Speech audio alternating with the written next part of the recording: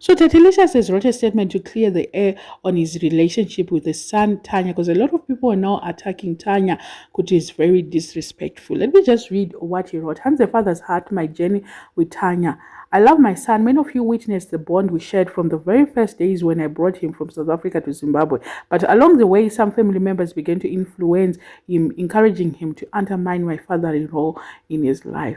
When Tanya was moved from my mother's house without my consent and taken in by this relative, everything changed. My son started showing signs of disrespect, and I could sense the influence around him, teaching him to despise me.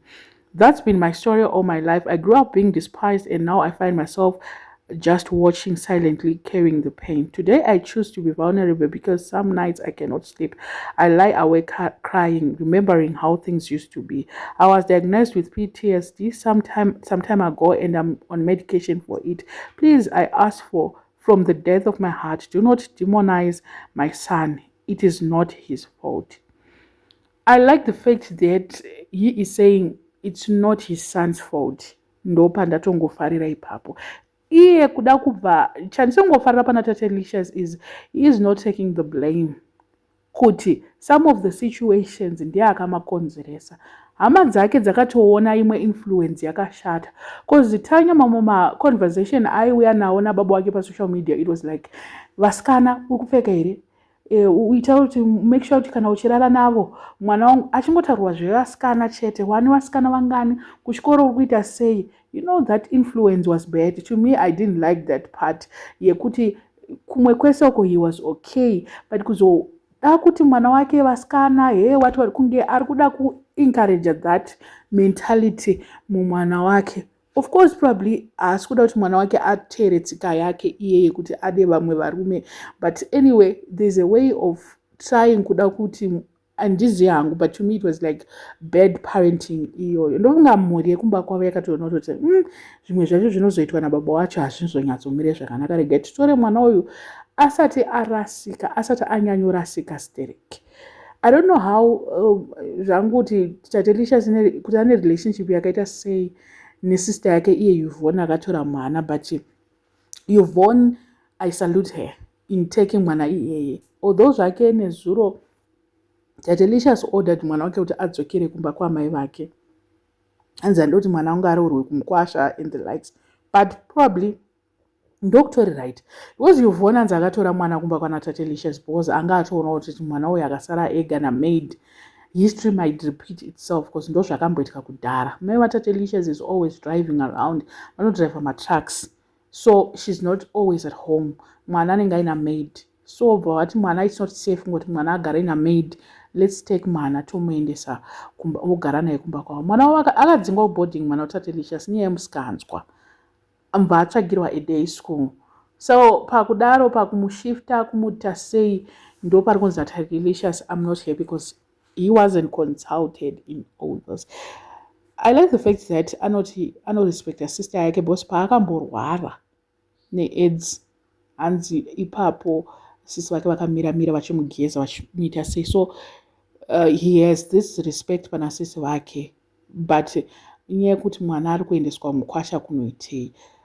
He had to talk to husband yasister yake, then vakaita conclusion yekuti mwana ngaadzorere.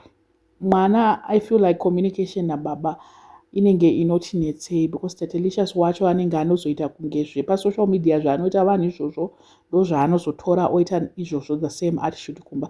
I like the fact that she is now vulnerable and she needs help. She's actually saying kuti she was diagnosed with PTSD and my mental health problems. It's not easy to live with those mental condition, and mapirits acho, I don't want to lie, anorwadza vanhu vanoma. I've talked to several people who goes through my mental breakdowns iwawo, and then vanopiwa medication yacho vanonyatsokudza kuti even mapirits depression, it's not easy to take those pills. They are very difficult to maintain, like kuti urambe uchingomaintaina kumwa mapirits iwawo. Ndosaka vamwe vachizodefaulta wotozoita a worse condition or zvinotozokubata worse ukadefaulta, and it's so difficult kuti uzomasiya.